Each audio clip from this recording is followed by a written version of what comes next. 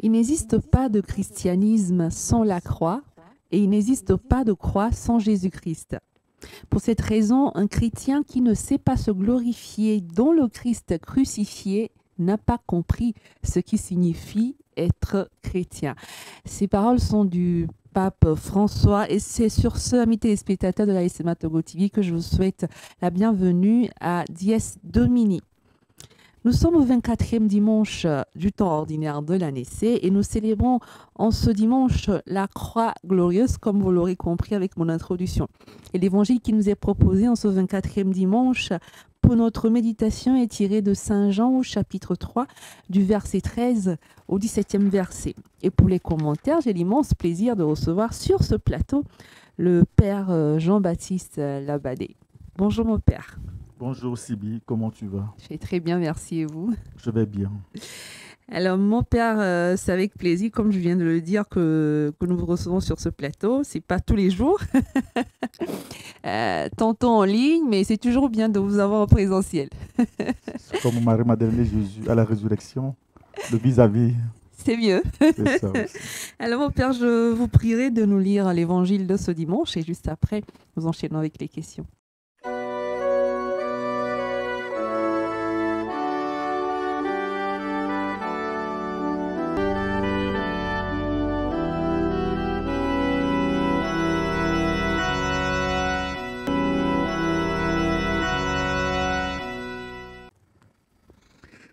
Évangile de Jésus-Christ selon Saint Jean, chapitre 3, versets 13 à 17. En ce temps-là, Jésus disait à Nicodème, « Nul n'est monté au ciel, sinon celui qui est descendu du ciel, le Fils de l'homme. De même que le serpent de bronze fut élevé par Moïse dans le désert, ainsi faut-il que le Fils de l'homme soit élevé, afin qu'en lui tout homme qui croit ait la vie éternelle. Car Dieu a tellement aimé le monde qu'il a donné son Fils unique, afin que quiconque croit en lui ne se perde pas, mais obtienne la vie éternelle. Car Dieu a envoyé son Fils dans le monde, non pas pour juger le monde, mais pour que par lui le monde soit sauvé. Acclamons la parole de Dieu. Louange à toi, Seigneur Jésus. Merci, mon Père.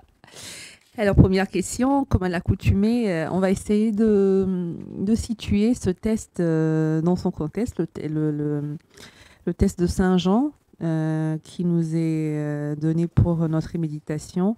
On va essayer de le situer dans son contexte. Alors, Jésus qui parle à Nicodème, à quel moment, pourquoi, enfin voilà, on va essayer de comprendre un peu. Alors, pour une situation biblique, le contexte biblique, il faut toujours partir de là. Ça va être un peu pêle-mêle. D'abord, replaquons notre spectre sur le premier chapitre de Saint Jean. Voilà, essentiellement appelé le prologue de Saint Jean. Où Saint Jean commence en disant « au commencement », voilà. Et il avançait dans son raisonnement. Il est venu chez les siens et les siens ne l'ont pas accueilli. Mais à ceux qui l'ont reçu, il a donné le pouvoir de devenir enfant de Dieu. Après, nous allons vivre le baptême de Jésus et suivra donc dans la foulée cet évangile Nicodème, un pharisien, un grand pharisien, donc qui nuitamment, ce n'est pas rien, va voir Jésus ou alla voir Jésus pour discuter avec lui. Alors, on a l'habitude d'appeler l'évangile de Saint Jean évangile spirituel. Oui. Vous voyez, avec cette image de l'aigle en plein vol qui semble encore pédaler. Cette manière à l'aigle de pédaler, rapportée sur l'évangile, voudrait dire approfondir. Voilà, approfondir l'évangile. Donc, Nicodème est ce monsieur qui a entendu Jésus enseigner. Il fut touché. Il va discuter avec lui pour comprendre qui était-il réellement. Alors, derrière cette démarche, en m'appuyant encore sur le prologue, il est venu chez les siens et les siens ne l'ont pas accueilli. Il y a encore cette problématique que Jésus, d'après tout le Nouveau Testament, et donc le Nouveau Testament fut écrit comme un écrit apologétique, c'est-à-dire pour défendre la foi en la résurrection, avec l'idée fondamentale que Jésus n'a pas été reçu par les siens. Mais voilà que, tout en prêchant, certains ont été touchés. Ils vont discuter avec lui, en l'instant de Nicodème, pour approfondir, voilà, quelle est la nouveauté qu'il apportait, nouveauté comme accomplissement. Parce que Nicodème était bien enraciné dans la foi juive. Donc, moi, j'aime plutôt dire le Premier Testament. Donc, et le nouveau, l'accomplissement. Puisqu'au fond, il s'agissait d'accepter la médiation du Messie à travers la personne de Jésus. Voilà le scandale, l'achoppement. Mais lui, il va pour l'interroger, en l'interrogeant, en l'écoutant, en faisant les rapprochements par rapport à ce qu'il connaissait, l'Esprit continuerait un travail en lui. S'il faudrait avancer ou s'il faudrait s'arrêter à ses premiers acquis. Alors, ça, c'est ce qu'on pourrait appeler une situation biblique. Venons-en à la situation liturgique. Alors, la question de pourquoi le 14 septembre, un dimanche, ou pourquoi mieux célébrer la croix glorieuse. Alors, il y a toute une histoire derrière en ce sens que nous sommes, disons, le début du IIIe siècle, l'an 313, 326, 328.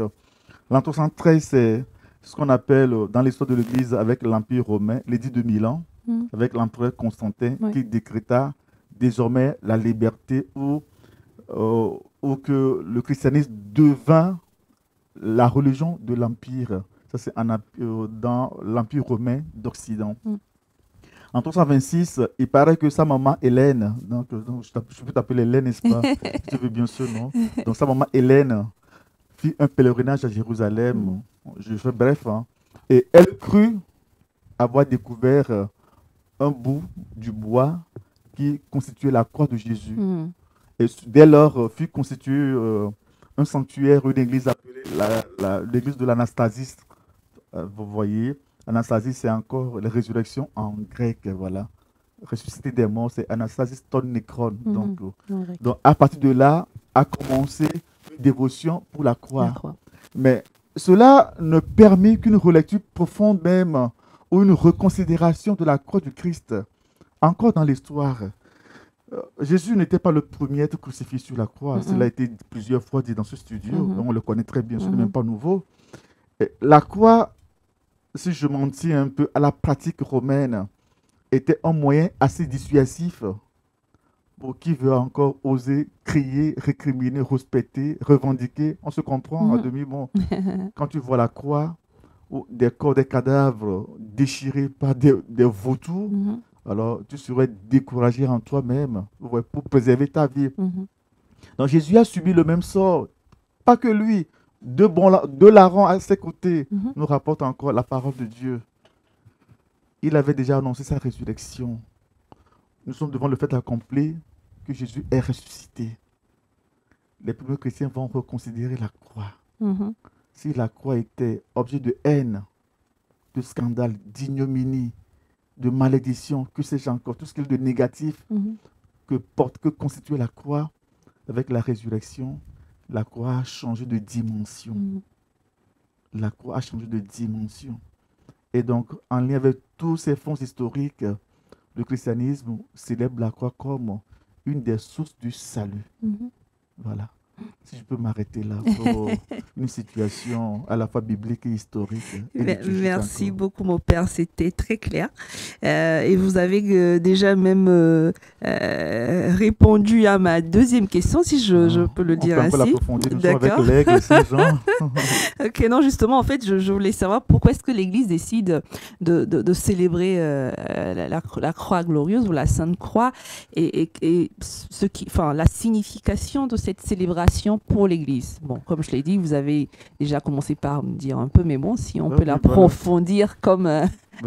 La signification, comme une fois encore, c'est la reconsidération de la croix, la relecture. Mais il faut encore retourner dans toute la Bible pour voir des signes de la croix. Peut-être que j'irai trop vite en besogne en parlant du serpent d'airain que nous aurons lu dans la première La lecture, première donc lecture, oui. 21. Voilà, le serpent d'airain, déjà, mais un serpent, avec toute sa symbolique dans le monde oriental, Mhm. à la fois objet de vie, de guérison, ou encore de malédiction. Oui. Si nous savions que dans la Bible, c'est le serpent qui aurait induit les femmes, donc, pas toi, hein, les femmes. Notre mère. Ah, notre mère quand même. Voilà, notre maman Ouais, unique, ouais. Ève, malheureuse ou heureuse soit-elle, ou bien Mm. fut-elle. Bon, on plaisante un peu. Donc, si nous savions que le serpent l'aurait induit, mais tout à côté, en Égypte antique, dans le monde oriental antique, le serpent n'avait pas la même acception comme la Bible nous l'avait présenté. Vous Mm. voyez, non? Le serpent était plutôt source de vie et de guérison. Et la preuve, Déjà, c'est ce qu'on voilà, voit sur les voilà, logos la de la pharmacie et de la pharmacie, de la santé, voilà, santé. voilà. Et Ouais. même, je crois, le paralytique qui attendait le bouillonnement de l'eau avant de s'y immerger, qui n'arrivait pas. Mm. Vous voyez, on parle du serpent d'Esculape, si je prononce bien. Donc, derrière, c'est pour dire que c'est un serpent qui permettait l'ébullition de l'eau. Et la personne qui s'y baignerait très tôt aurait la guérison. Vous Mm. voyez, non? Mais quand nous revenons à Nombre 21, où Dieu dit à Moïse d'élever un serpent sur un mat, Mm. c'est une pratique qui était courante alors Ok, et qui déjà aussi symbolisait la guérison. ok. Vous voyez? Mais en ce moment, le sens ou la source de la guérison va être changée. Mhm. Alors, ceux qui étaient mordus par les serpents, c'était qui? Ceux qui récriminaient contre Moïse. Oui. Ils vont lever leur regard vers le serpent Mhm. accroché au mât. Mhm. Et là, ce n'est plus un serpent dévolu à une divinité ou un serpent comme divinité qui guérissait, mais c'est Dieu qui guérissait à travers ce serpent. Quand nous faisons une relecture chrétienne, déjà de cette image, Dieu a tellement aimé le monde où ils lèveront les yeux vers celui qu'ils ont transpercé Mhm. dans une reprise de Zacharie, mais qui avait déjà des fonds de nombre. C'est que les premiers chrétiens ont vu déjà à travers le serpent d'airain déjà l'élévation de Jésus sur la croix, Mhm. qui était aussi source de guérison. Mhm. Nous Mhm. sommes au plan purement spirituel Mhm. et Mhm. cosmique encore, Mhm. source de guérison. Déjà, après Jésus, donc, la lecture post-chrétienne ou post-pascale, c'est le Saint Jean, dans sa révélation, nous sommes encore avec lui dans l'Apocalypse, qui disait dans son chapitre 22, versets 4 à 6, je pense, les serviteurs de Dieu verront son visage, son nom sera écrit sur leur front, Mhm. comme nous signons les enfants Mhm. à l'entrée de l'église pour le baptême. En Ézéchiel aussi 9, 6, je crois, on parlait aussi d'une croix dont on marquerait les croyants. Voilà des fonds. Et même dans Isaïe 43 ou 56, hein, pour les serviteurs souffrants, logiquement, dans ce monde, celui qui porte la souffrance, il la porte comme la croix sur l'épaule, Mhm. ou comme des bagages assez lourds, Oui, oui, assez lourdes oui, sur l'épaule. Bon, donc la oui. croix peut être objet de lourdeur des poids que nous Mhm. portons. Donc la croix, c'est aussi la difficulté. Mhm. Mais quand nous revenons dans le monde des chrétiens, voilà que la croix prend tout un autre sens. Et Saint Paul, je crois, 1 Corinthiens 1, 18 et suivant, nous en parle longuement. Euh, Scandale pour les juifs, folie pour les païens. Mais nous prêchons le Christ crucifié, afin que quiconque nous s'enorgueillisse quand Jésus, vous voyez donc. Et donc, à partir de là, la croix qui était conçue comme source de malédiction, notamment nos difficultés. Oui. Quand nous avons des difficultés, pourquoi en avons-nous? Pourquoi? Mhm.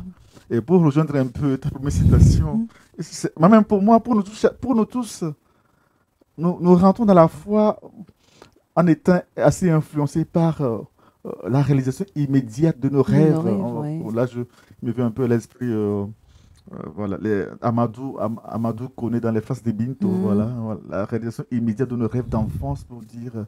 Et donc, le christianisme serait comme, comment dire, un remède à nos problèmes sans difficulté. Oh, mais Ça bien, n'existe cadeau. pas. Mhm. Même si on n'est pas chrétien, la vie est la même pour tout le monde. Oui. Il n'y a jamais de vie sans difficulté. Oui. Le christianisme donc, peut nous être un moyen pour relire notre vie, pour vivre autrement la vie. Et donc, si c'est ainsi, celui qui nous a sauvés, notre maître, a accepté la croix. Philippiens 2, la deuxième lecture, par la kénose, kénosis, sorti de soi-même, être exposé. Cette image encore, on pourra la rapprocher, permettez tes femmes, hein, tes jeunes dames, une mère. Il y a une manière antique ou traditionnelle de faire des enfants. Avec l'évolution de la science, Satan diminue un peu. Vous voyez, parce que parfois, quand vous demandez aux femmes, vous leur parlez des douleurs de l'enfantement. Quand on a accouché par césarienne, les douleurs ne sont plus les mêmes, vous voyez. Mais de façon traditionnelle, quand la femme va accoucher, la femme se vidait d'elle-même. Jésus m'a pris cet exemple qui a été dit déjà à Ève symboliquement. Tu seras entre la vie et la mort. La femme était écartelée. Elle ne se possédait plus. Jusqu'au moment où la vie sortait d'elle. Et spontanément, les douleurs sont commuées en joie. La croix comme difficulté qu'il faut accepter, embrasser, participer pour pouvoir goûter à la joie qui n'est que derrière la croix. Eh bien, qu'est-ce qu'on peut faire dans cette vie sans difficulté? Qu'est-ce qu'on peut faire? Je me demande, dans quelle partie du monde les gens n'ont pas de difficultés? On a tous. Dans quelle partie du monde? Mais la lecture chrétienne est une heureuse aubaine. Notre vie n'est pas limitée à la croix. Derrière la croix, il y a la joie. Je peux m'arrêter là. Mon père, vos commentaires sont tellement clairs, limpides, que je me demande si je dois encore poser mes questions.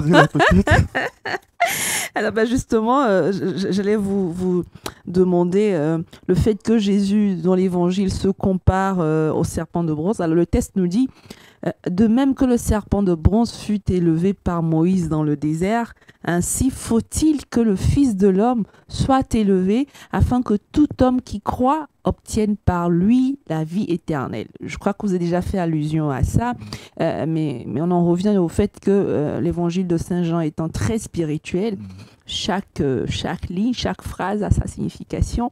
Alors, le fait que Jésus se compare au serpent de bronze élevé par Moïse dans le désert, comment devrions-nous le comprendre vraiment? Le fait qu'il se... C'est vrai, hein, vous en avez parlé tout à l'heure, le serpent vu dans le monde antique comme source de guérison, voilà.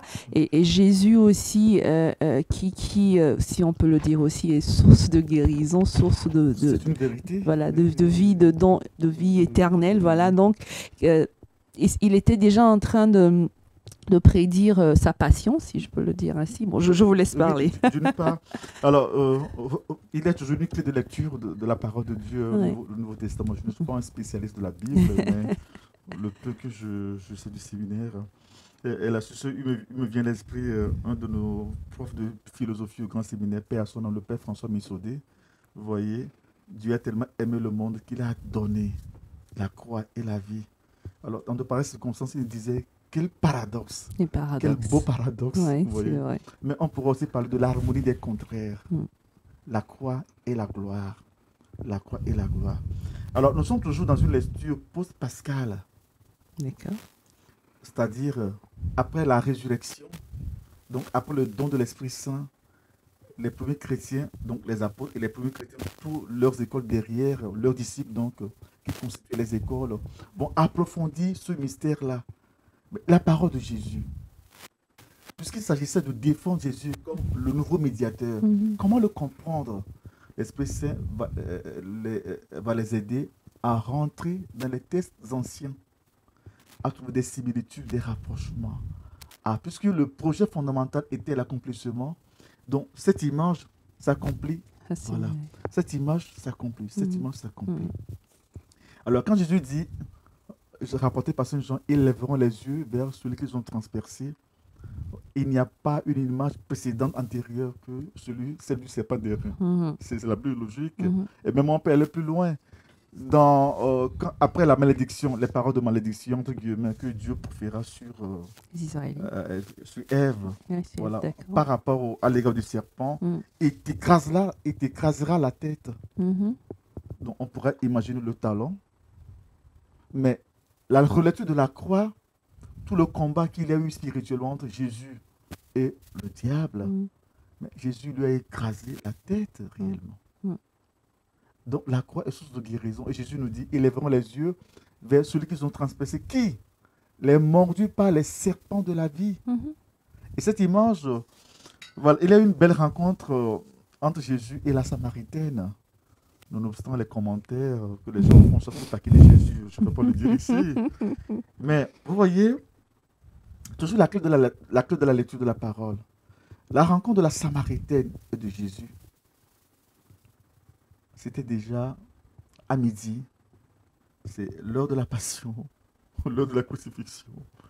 Donc, puisque les textes ont été écrits après la Pentecôte, Saint Jean écrivait toujours le texte par rapport au fait que Dieu a tellement aimé le monde qu'il a donné son Fils unique afin que quiconque croit en lui, la Samaritaine, chemin faisant, a cru dans lui, n'est-ce pas?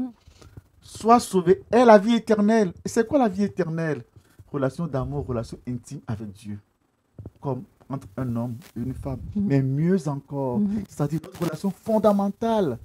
Comme ce monsieur de Luc ou de Matthieu, selon qu'il soit un homme riche ou un jeune homme, le posa à Jésus, que dois-je faire pour avoir la vie éternelle? C'est-à-dire que dois-je faire pour me sentir réellement dans une parfaite relation avec Dieu? Qu'est-ce que Jésus lui dit? Bref, l'amour de Dieu, l'amour du prochain. Il te manque une chose. Va vanter bien sûr moi. C'est l'élément de Jésus. Une autre étape de la parole. Et donc, Nicodème aussi, c'est nuitamment qui renvoie aussi à la nuit pascale. C'est-à-dire le samedi à dimanche de la résurrection. Le silence qui planait sur l'univers en ce moment. Tout ce qu'il y a eu dans le monde de la spiritualité. Voilà, Saint Jean placé Nicodème pour nous dire que nous sommes engendrés aussi dans la nuit du monde vers le jour de la résurrection. Cette rencontre renvoie à la nuit pascale. Ça nous permet de mieux apprécier la veille pascale et de savoir la célébrer désormais autrement.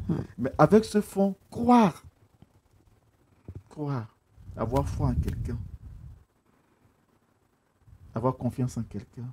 Mais croire surtout, reconnaître Jésus comme le dernier envoyé de Dieu, son Fils, le dernier médiateur. À ceux qui l'ont reçu, il a donné le pouvoir de devenir enfant de Dieu. On peut encore ouvrir un commentaire sur ça. Il y a un théologien qu'on appelle René Coste qui nous fait comprendre un peu à ceux qui l'ont reçu. Il a donné le pouvoir de devenir enfant de Dieu. Il nous dit, devenir enfant de Dieu, voilà, c'est excousia, c'est-à-dire que notre nature profonde sorte de nous-mêmes. Que notre nature profonde sorte de nous-mêmes. Bien, que nous nous redécouvrions dans le projet fondamental de Dieu sur nous. Homme créé, saint, juste, à l'image et à la ressemblance du Christ. D'où encore au baptême, tu es devenu enfant de Dieu, voilà. Donc, peuple de prophètes, de prêtres et de rois. Dans le peuple de prêtres, ça veut dire quoi? Celui qui offre ses difficultés en sacrifice. Le prêtre offre des sacrifices. Mais quoi, vous et moi, si on n'était pas prêtre, même si on était prêtre, nous offrons nos difficultés en sacrifice. Cela dit encore, on peut beau prier, on peut tout faire. Les difficultés nous attendent toujours. Absolument. Mais néanmoins, quand nous les offrons en prière, nous les taisons. Je ne sais pas ce que tu vis, tu ne sais pas ce que je vis. Mais dans d'autres situations, on pourrait se faire des partages. Mais tu as vécu ça, tu vis ça, et tu n'en as jamais parlé. Ça provoque l'étonnement. Voilà le peuple de prophètes. Et puisque tu l'as vécu, tu rends témoignage allègrement, librement. Peuple de roi, le roi ou le prince vit librement. Et donc, cela voudrait dire que la croix comme mal aussi, le mal métaphysique, le mal au-delà de la physique, quoi, le mal qu'on ne voit pas, mais qui nous tombe dessus par moment, comme la mort, comme un accident. Le mal physique, une plaie sur la peau. Le mal moral, ce que nous commettons nous-mêmes comme acte. Mais si nous nous en tenons seulement au mal métaphysique, que ne voulions pas, la croix est liée à notre nature humaine, malheureusement. Mais la foi chrétienne, par la foi en Jésus-Christ, nous aide à transcender. Je voudrais terminer encore ce paragraphe par cette citation de Jésus. Venez à moi, vous tous qui pernez sous le poids du fardeau, et je vous procure le repos. Vous voyez, on peut lire la suite si on le veut. Merci beaucoup, mon père. Alors, vous avez parlé venez de faire mention d'un verset capital dans ce petit test de Saint Jean que nous lisons aujourd'hui en ce 24e dimanche. Et ce verset, pour ma part, c'est mon avis, que je trouve que c'est le plus beau de la Bible, le plus beau verset. Car Dieu a tant aimé le monde qu'il a donné son Fils unique. Ainsi, tout homme qui croit en lui ne périra pas, mais il obtiendra la vie éternelle. Alors, c'est tellement magnifique comme verset, mais on peut aussi, sans le vouloir, passer dessus juste comme ça, sans mesurer l'importance et sans mesurer tout ce qu'il y a autour de cette parole-là. Alors, en tant que chrétien aujourd'hui, comment pourrions-nous prendre la mesure totale de cet amour du Père qui donne son Fils unique et comment prendre la mesure de ce sacrifice à la croix du Fils pour nous. Aujourd'hui, en tant que chrétien, alors comment est-ce qu'on peut, dans nos vies, refléter cet amour du Père pour nous et ce sacrifice à la croix par le Fils pour nous? Merci. Avant de répondre à cette question, il me vient à l'esprit de faire un peu un anachronisme ou revenir en arrière. La croix comme repère. Il paraît que dans le monde occidental, nos actuels feux tricolores, c'était la croix qui jouait ce rôle. Et réellement, quand vous allez dans les provinces européennes, surtout en Italie ou en France, que moi je connais mieux la France, dans les villages, au détour des rues, il y a toujours une croix. Et donc la dimension verticale voudrait dire la route est continue. La dimension horizontale voudrait dire il y a une route séquente ou des croisées de chemin. La dimension verticale voudrait dire la route continue. Donc le même rôle que jouent les feux tricolores aujourd'hui. La croix comme image de boussole, la croix comme repère, la croix qui nous arrache à l'égarement. Alors tout cela dit l'amour que Dieu a pour nous. Qui dit amour dit miséricorde. Il paraît que le mot amour et le mot croix font leur intersection au niveau de haut. Amour et croix font leur intersection au niveau de haut. Mais comment apprécier donc ce verset, le verset le plus beau? Mais c'est tout le projet de la parole. Dieu est amour. Saint Jean revint longuement sur la méditation de l'amour de Dieu. Saint Paul aussi, mais Saint Jean se fait le champion. Toute la Bible ne parle que de l'amour de Dieu, amour comme miséricorde, aliment de l'amour de Dieu, l'amour du Père, l'amour de la Mère. Mais Saint Jean, peut-être a courbé les chines devant la contemplation de ce projet, l'amour de Dieu. Et moi, c'est l'évangile que j'aime beaucoup, l'évangile de Saint Jean, l'amour de Dieu. Alors, pour revenir, je ne sais pas si je vais répondre assez objectivement, mais de façon globale, pour ma part, comment comprendre ou comment approfondir avec, à l'image de l'équipe pédale encore, comment approfondir cet amour de Dieu? Moi, je crois que cela pose deux manières de rencontrer la parole de Dieu, Jésus. Voilà. Dans la foule, comme Nicodème faisait partie de la foule, il écoutait, mais nuitamment, soi-même aussi, dans la nuit de notre monde, c'est le psaume 106, non, je peux me tromper. Dieu, tu es mon Dieu, je te cherche dès l'aube. Mon âme a soif de toi. Après toi, languit ma chair. Je t'ai contemplé au sanctuaire. Jésus, encore le sanctuaire de Dieu. J'ai vu ta force et ta gloire.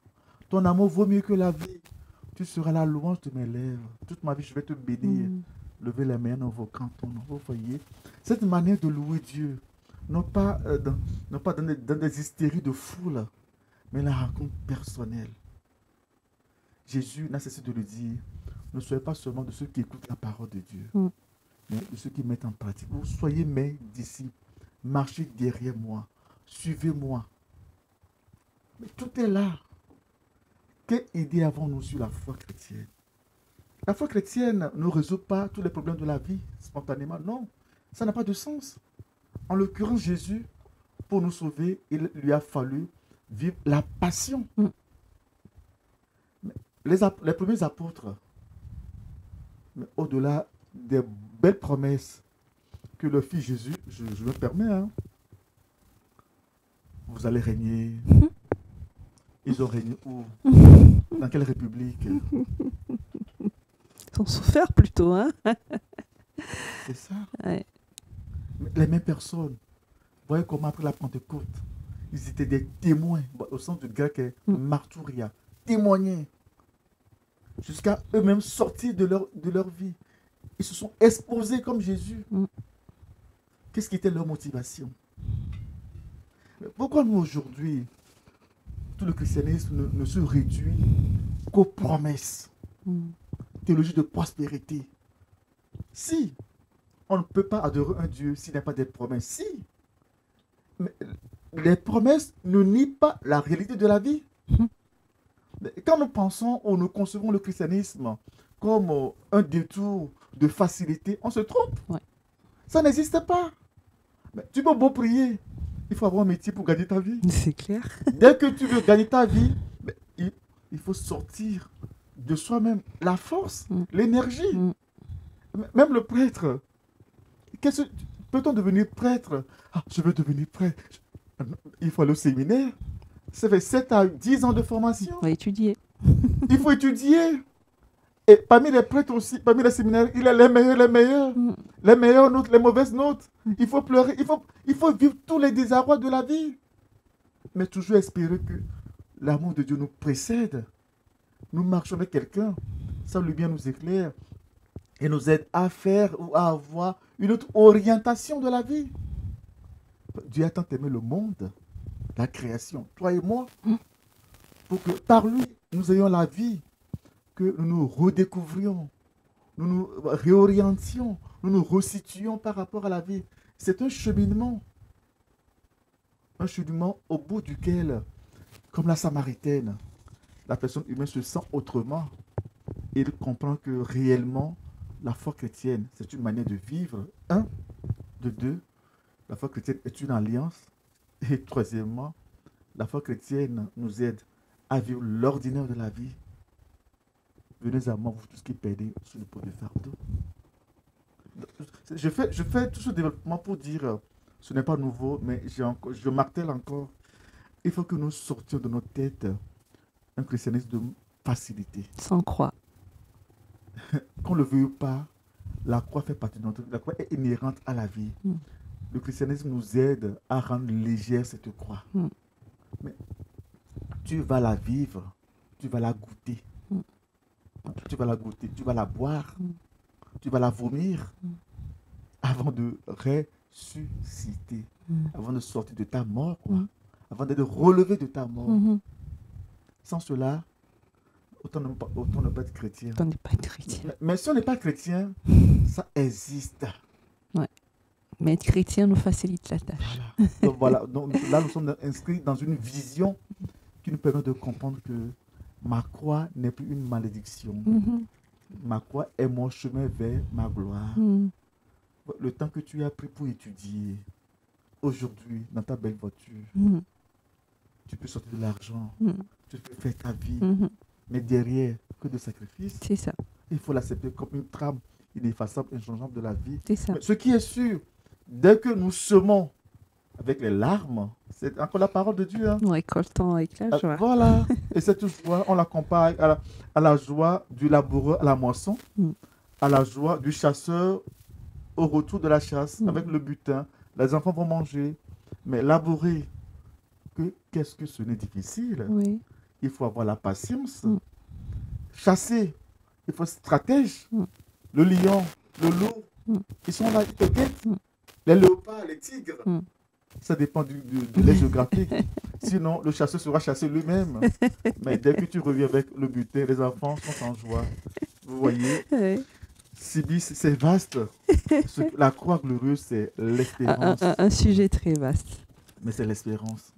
Notre vie n'est pas finie, limitée aux épreuves. Derrière l'épreuve, comme la résurrection, oui, il y a la joie. Je sème dans les larmes, mais je mentionnerai dans la joie. La joie. Oui, Amen. c'est ça. Oui. C'est la meilleure parole. Voilà. Je sème dans les larmes, larmes, mais je vais moissonner moissonner dans la joie. Ce n'est pas nouveau, c'est la vie. C'est la clé qui est la résurrection. Cette clé, Mm. cette manière de comprendre la vie, voilà Mm. le chemin de la résurrection Mm. que Jésus a originé pour nous. Mm. Relevez la tête. Mm. La Bible a toujours dit. Mm. Ne baissez pas le front. Relevez la tête. Dites aux mecs qui faiblissent. Mouvez vos bras. Voilà. Mm. Mm. L'avenir est toujours possible. Mm. C'est ça. Merci beaucoup, mon père. Merci infiniment pour vos commentaires. Alors, on va finir avec peut-être un petit résumé de qu'est-ce qu'on doit retenir essentiellement de ce 24e dimanche. Qu'est-ce qu'on doit retenir de cette célébration de la croix glorieuse. C'est quoi le message phare?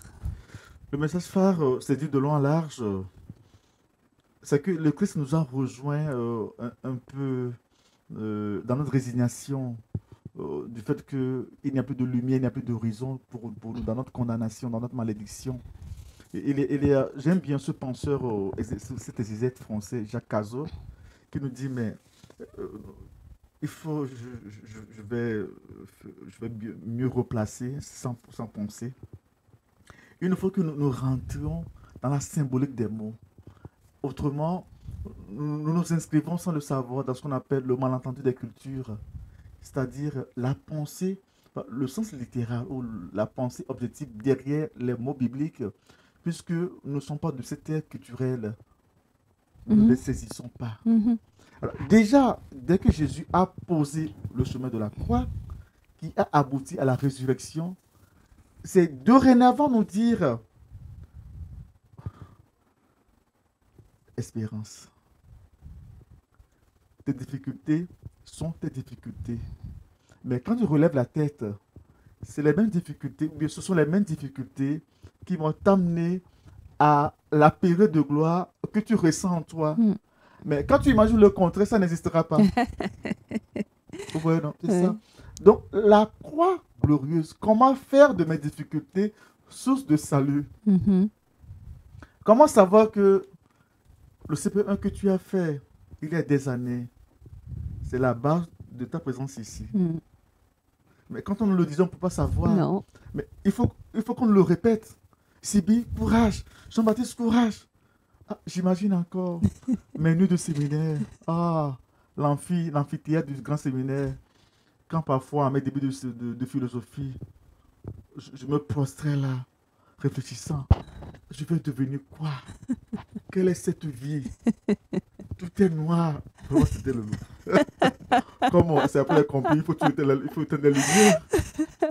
Mais si pas la grâce de Dieu, si je n'avais pas obéi à la grâce, pourrais-je être ici aujourd'hui? Non. Tout ce que je te dis là, quand je commençais la première année, je ne le savais pas. Mais en ce moment, les moments où j'avais dit, je ne continuerai plus, les conseils des parents, des amis, et l'humilité pour obéir, c'est lourd. Ah, c'est lourd. Si la femme pouvait être arrachée au-delà de l'enfantement, ce serait bien. Ces reines essaient de faire. Mais c'est nous dire, chacun de nous, que l'on soit chrétien ou pas, la croix glorieuse nous dit, accepte tes difficultés et contribue à ta libération. Dans le temps, celui qui sème dans les larmes moissonnera dans la joie. Les difficultés d'aujourd'hui ne sont que des tremplins pour un avenir. Si seulement tu contribues, le jour de la résurrection arrivera. Mais si tu ne contribuais pas, tu ne pourrais pas cueillir des fruits. Tu mettrais tes 5 doigts dans la bouche. Mais si tu n'as pas participé. Mais derrière, il faut faire une belle prière pour ceux qui veulent bien avancer, mais n'ont pas les moyens. Pour eux, demandons, vous voyez, des signes providentiels dans leur vie.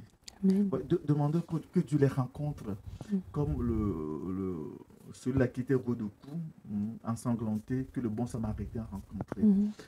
Demandons à Dieu de les rencontrer comme Jésus me rencontra la Samaritaine, lui permis d'être réorienté. Amen. Mais en fait de compte, on ne peut pas puiser la parole de Dieu. Parce que c'est la parole de Dieu.